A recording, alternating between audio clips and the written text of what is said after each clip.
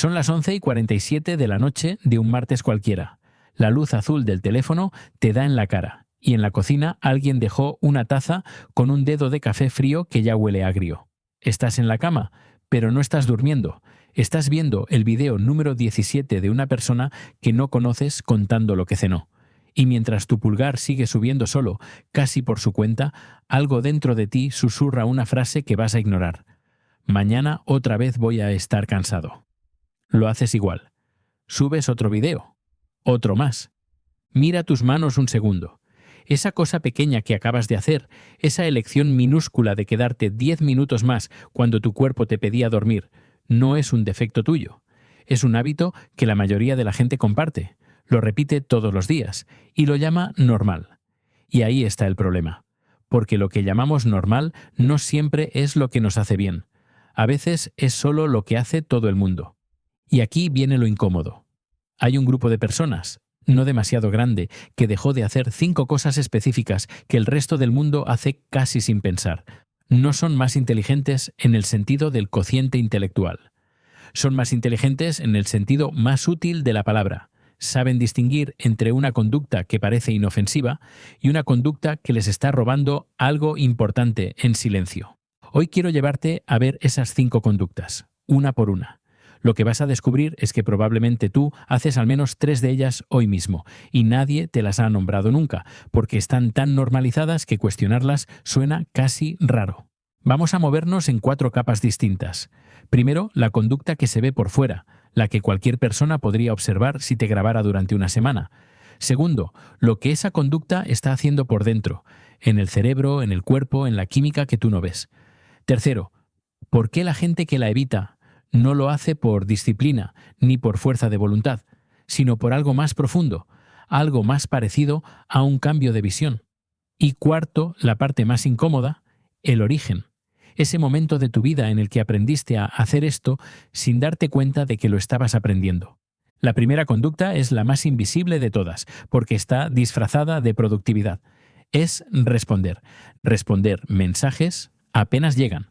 Responder correos antes de terminar lo que estás haciendo. Responder un ¿estás ahí?, interrumpiendo tu propio almuerzo.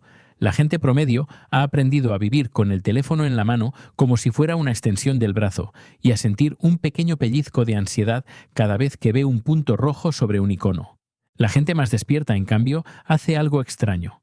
Deja mensajes sin contestar durante horas. No por desprecio, no por desorden. Lo hacen porque entendieron algo que los demás no han notado todavía.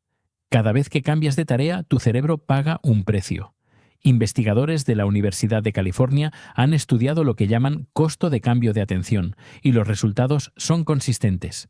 Después de cada interrupción, recuperar el foco profundo en lo que estabas haciendo toma, en promedio, más de 20 minutos. 20 minutos por cada notificación que abres. Haz la cuenta tú mismo. Si recibes 8 notificaciones en una mañana de trabajo, no estás trabajando con 8 interrupciones.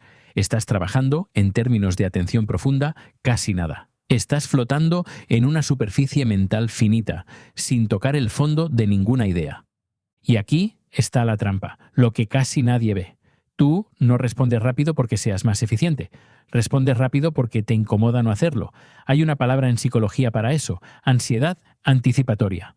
Tu cerebro aprendió que dejar un mensaje sin contestar produce una pequeña tensión interna y aprendió a apagarla rápidamente con la dopamina diminuta que viene de teclear una respuesta.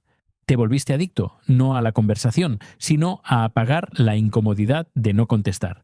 La gente más inteligente no es más fría. Es que dejó de necesitar apagar esa incomodidad. Aprendió a estar con ella sentada al lado y a seguir trabajando igual. Piensa cuándo aprendiste tú esto. Probablemente más temprano de lo que crees. La segunda conducta tiene que ver con tu boca, pero no con lo que comes, con lo que dices de ti mismo cuando los demás te elogian. Alguien te dice «qué bien hiciste esto» y tú, casi sin pensar, contestas algo como «ay no, fue suerte, cualquiera podría, no es para tanto». Lo dices en automático, lo dices con una sonrisa y crees que es humildad. No lo es otra cosa. Hay un fenómeno descrito en la literatura psicológica desde los años 70 llamado síndrome del impostor. Las investigadoras Pauline Clance y Suzanne Imes lo describieron por primera vez en 1978, estudiando a mujeres con altísimos logros que sentían que en cualquier momento iban a ser descubiertas como un fraude. Lo que ellas encontraron, y lo que estudios posteriores han confirmado, es que minimizar tus propios logros no te hace más humilde. Te entrena. Te entrena en sentir que no mereces lo que te pasa de bueno. Cada vez que te dicen «qué bien lo hiciste» y tú dices «fue suerte», tu cerebro registra la frase. La guarda. La repite cuando estás solo. Y un día, sin que te des cuenta, cuando alguien te ofrezca una oportunidad real, una grande, vas a sentir algo apretándote el estómago. Vas a pensar, no es para mí, es para alguien con más experiencia. Y lo más triste es que vas a creer que eso es prudencia. La gente más inteligente no se vuelve arrogante, hace algo mucho más sutil. Aprende a decir gracias. Solo gracias. Sin la coletilla que rebaja, sin el chiste que disuelve el cumplido. Aceptan la frase como aceptan un vaso de agua. Y al hacerlo, le enseñan a su propio cerebro que sí, que efectivamente son capaces de lo que acaban de hacer. Esto suena pequeño. No lo es. Cada cumplido que rechazas es un ladrillo de menos en la casa que estás construyendo de ti mismo. Y al cabo de 20 años, la diferencia entre una persona que aceptó sus logros y una persona que los rebajó cada vez no es de personalidad, es de tamaño interior. La tercera conducta es la más social, la más fácil de ver y por eso la más difícil de soltar. Es opinar de todo. Estás en una sobremesa. Alguien menciona un país lejano que tiene un problema económico y tú, sin haber leído nunca un artículo serio sobre ese país, dices lo que piensas. Alguien menciona una película que no viste y tú, basándote en un fragmento de tráiler, das tu veredicto. Alguien menciona a una persona pública y tú, sin conocerla, la juzgas en 2 frases. Esto se siente normal, porque todos lo hacen. Pero observa por un momento qué ocurre dentro de ti mientras opinas. Hay una pequeña corriente eléctrica de placer. Tener una opinión te da una sensación de existir, de ser alguien con bordes definidos, como si callar fuera una forma de desaparecer. Hay un sesgo cognitivo estudiado que se llama el efecto Dunning-Kruger, publicado por David Dunning y Justin Kruger en 1999, en un estudio realizado en la Universidad de Cornell. Lo que ellos encontraron es contraintuitivo, pero estremecedor. Las personas con menos conocimiento sobre un tema son, justamente, las que se sienten más seguras opinando sobre él. No porque sean tontas, porque les falta el conocimiento necesario para darse cuenta de cuánto no saben. Es la ignorancia que se cree certeza. La gente más inteligente vive del lado contrario de ese fenómeno. Habiendo aprendido mucho de algunos temas, sabe perfectamente cuánto no sabe de los demás. Y entonces, cuando alguien lanza un tema sobre el que no tienen conocimiento real, hacen algo que en una mesa promedio es casi escandaloso. Dicen, no sé. O dicen, no he leído lo suficiente para opinar. Y se quedan callados. Eso, en una sociedad que premia tener una opinión sobre todo, parece debilidad. Es exactamente lo contrario. Es la fortaleza más rara que existe. La capacidad de no inflar tu ego con opiniones huecas para llenar el silencio. Te voy a hacer una propuesta. Esta semana, cuando alguien te pregunte qué piensas de algo sobre lo que en realidad no sabes mucho, di no sé lo suficiente. Solo eso. Observa lo que pasa en tu cuerpo. Probablemente sientas una pequeña vergüenza, casi un calorcito en el cuello. Esa vergüenza es interesante. Esa vergüenza te enseñó alguien. Alguien te enseñó que no saber era humillante.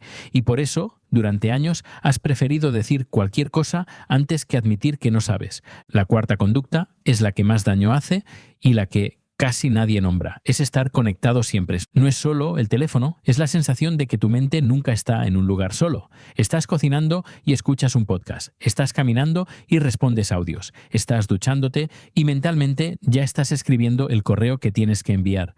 Estás cenando con alguien y al mismo tiempo estás revisando la conversación del grupo de la oficina por debajo de la mesa. A esto hay quienes lo llaman vida moderna. Yo lo llamaría otra cosa. Una manera lenta de borrarte a ti mismo. Hay neurocientíficos que han estudiado lo que ocurre en el cerebro cuando no hacemos nada aparentemente. Cuando miramos por la ventana del autobús. Cuando esperamos a que hierva el agua sin sacar el teléfono. Marcus Raichle, neurólogo de la Universidad de Washington en San Luis, identificó a finales de los años 90 lo que se conoce como la red neuronal por defecto. Es un sistema cerebral que se activa precisamente cuando dejas de hacer cosas externas. Esa red es la que consolida memorias, integra emociones, conecta ideas distantes y construye lo que tú llamas tu sentido del yo. Si nunca le das tiempo a esa red, si cada microsegundo libre lo rellenas con un estímulo, ¿qué crees que pasa con la persona que serías si te dejaras pensar? No desaparece, solo se vuelve más débil, más difusa, menos tuya. La gente más despierta hace algo que en una cafetería ajena llama la atención. Está sentada, sin nada, mirando hacia ningún sitio en particular, tomando café, sin escuchar nada, sin leer nada, sin entretenerse, y no están aburridas. Están haciendo algo que el resto olvidó cómo hacer. Están estando con ellas mismas. Ahora viene la parte más incómoda, y necesito que me sigas aquí un momento, porque esto va a tocar algo. Imagina que tienes 8 años. Estás en el asiento de atrás del coche de un familiar. Es un viaje largo, quizá de 1 hora. No hay teléfono, no hay tablet, no hay pantalla. Solo está la ventanilla, los árboles que pasan en una sucesión hipnótica, el ruido del motor, el olor a tapicería vieja y tú. Tú con tus pensamientos. Te aburres durante un rato. Después dejas de aburrirte. Empiezas a imaginar cosas. Inventas historias en tu cabeza. Recuerdas una escena de la escuela y la giras de 1000 formas. Sientes una emoción rara, no del todo agradable, pero tampoco mala. Soledad mansa. Pensamiento puro. Una especie de paisaje interior. Esa hora, en el coche, a los 8 años, sin que nadie te lo dijera, te estaba construyendo. Te estaba dando los planos de tu propia mente. Ahora pregúntate, ¿cuándo fue la última vez, ya de adulto, que pasaste 1 hora así? Sin pantalla, sin música, sin podcast, sin libro, sin compañía, solo tú con tu cabeza. ¿Te acuerdas? Si tienes que esforzarte para encontrar la respuesta, ahí hay algo que merece tu atención. Y la quinta conducta es la más sutil de las 5, porque parece amable. Es comprometerte a cosas que no quieres hacer para no incomodar. Te invitan a una boda de alguien con quien no hablas desde hace 4 años, en una ciudad que está a 3 horas, en un fin de semana en que ya estabas cansado. Y tú dices que sí. Te piden un favor que va a tomarte toda la tarde, justo cuando habías decidido descansar. Y tú dices que sí. Te ofrecen un proyecto extra en el trabajo sin pago adicional, sin reconocimiento real, sin tiempo realista para hacerlo. Y tú dices que sí. Y durante la siguiente semana, cada vez que piensas en eso, sientes algo que no quieres nombrar. Un peso pequeño en el pecho, una irritación sorda, una fantasía secreta de que algo pase y se cancele. A eso, durante años, se le llamó ser una buena persona. Hay otro nombre. Existe un fenómeno bien documentado en psicología social que se llama la sobrecarga del cuidador o el patrón de la complacencia crónica. Estudios sobre asertividad y bienestar emocional realizados en distintas universidades desde los años 80 han mostrado una correlación clara. Las personas que dicen sí con mayor frecuencia a peticiones que no quieren cumplir presentan niveles más altos de fatiga emocional, resentimiento sostenido y, en casos prolongados, síntomas depresivos. No te enfermas porque ayudaste. Te enfermas porque ayudaste mientras una parte de ti gritaba que no. La gente más inteligente ha aprendido algo que parece pequeño y es enorme. Decir no sin disculparse 5 veces. Decir no sin inventar una excusa elaborada. Decir simplemente no voy a poder o esta vez no. Y soportar después el silencio incómodo, la cara extraña del otro, la pequeña culpa que aparece como una sombra y se va. Soportar esa culpa pequeña es el precio de tener una vida propia. Y ahora quiero que te pares en seco un momento, porque algo se va a sostener aquí. Vuelve atrás. Vuelve a esos 8 años, en el coche. Vuelve también a otra escena. Quizá tenías 6, quizá 9. Estás en una reunión familiar. Tu cuerpo está cansado. Quieres irte. Quieres dormir. Pero alguien dice, qué buen niño, qué buena niña, tan tranquilo, tan tranquila, no molesta nada. Y tú escuchas eso. Y tu pequeño cerebro registra una ecuación importantísima, una que va a regir tu vida durante décadas. Si soy lo que esperan, me quieren. Si no incomodo, me quieren. Si digo sí, me quieren. A esa edad no tenías cómo saber que esa ecuación tenía un precio diferido. No sabías que estabas firmando un contrato con tu propio cuerpo que te iba a cobrar el cobro en la treintena, en la cuarentena, en la cincuentena, cuando empieces a sentirte cansado sin razón aparente, Cuando empieces a tener un pequeño rencor con la gente que más quieres y no entiendas por qué. Cuando empieces a soñar en sueños raros con escapar a otro lugar donde nadie te conozca. ¿Cuántas de las cosas que haces hoy, en tu vida adulta, no son decisiones tuyas, sino órdenes diferidas de aquel niño o niña que descubrió que ser bueno era ser obediente? No la respondas ahora, llévatela contigo. Si te fijas en las 5 conductas que acabamos de mirar, hay un hilo que las une. No es la pereza, no es la falta de carácter, es algo mucho más humano y mucho más triste. Las 5 son formas de no estar contigo. Responder al instante es huir del silencio que aparece cuando no respondes. Minimizar tus logros es huir de la responsabilidad de ser visto como capaz. Opinar de todo es huir de la fragilidad de no saber. Estar siempre conectado es huir de la red, por defecto de tu cerebro, ese paisaje interior que puede ser incómodo. Decir sí a todo es huir de la culpa pequeña que produce poner un límite. 5 huidas distintas, 5 formas diferentes de salir corriendo de una sola habitación, la habitación donde vives tú contigo. Y aquí viene la imagen, la única que necesito que te lleves de todo este video. Imagina que dentro de ti hay una casa. No es metáfora vaga, es bastante literal. Tu mente es una casa que has habitado desde que naciste, con habitaciones, pasillos, ventanas. Algunas habitaciones están iluminadas, son las que visitas todos los días, tu trabajo, tu rutina, tu identidad social. Pero hay otras habitaciones, al fondo del pasillo, que llevas años sin abrir. Las habitaciones donde están tus pensamientos sin distracción. Las habitaciones donde está tu capacidad de no opinar. Las habitaciones donde está tu derecho a decir no. Las habitaciones donde está esa niña, ese niño que un día aprendió que ser bueno era no molestar. La gente promedio vive en 2 o 3 habitaciones de su propia casa y olvida que las otras existen. La gente más inteligente lo que hace no es ser más, ni saber más, ni tener más disciplina. Es simplemente atreverse a caminar por su propia casa, a abrir las puertas que llevaban años cerradas, a sentarse en las habitaciones incómodas y aprender despacio que también son suyas. Eso es todo. Las 5 conductas que evita la gente más despierta no son un manual, no son técnicas, son cada una de ellas una puerta diferente en tu propia casa, que estás eligiendo dejar cerrada para no escuchar lo que hay del otro lado. Y sin embargo, lo que hay del otro lado eres tú, no el que tus jefes esperan, no el que tu familia describe, no el que sale bien en las fotos. Tú, el que existía a los 8 años en el coche antes de que aprendieras a no incomodar a nadie. Ese que mirabas por la ventanilla y, sin saberlo, ya eras alguien completo. Antes de cerrar quiero dejarte con una sola idea, y la voy a decir tal cual la pensé.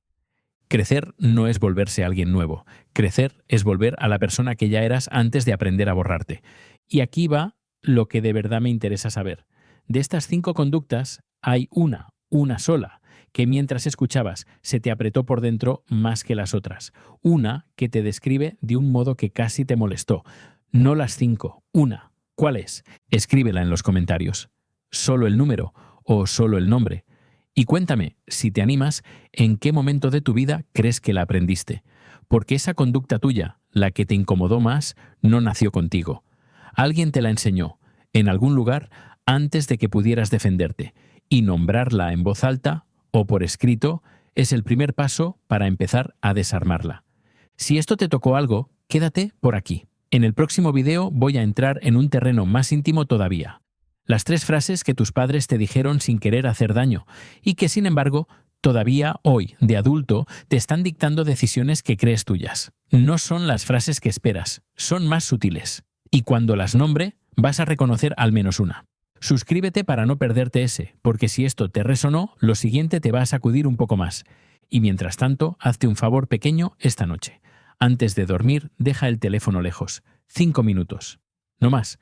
Quédate con el techo, con el ruido lejano de la calle, con la temperatura de las sábanas, solo 5 minutos contigo, sin huir a ninguna habitación más iluminada.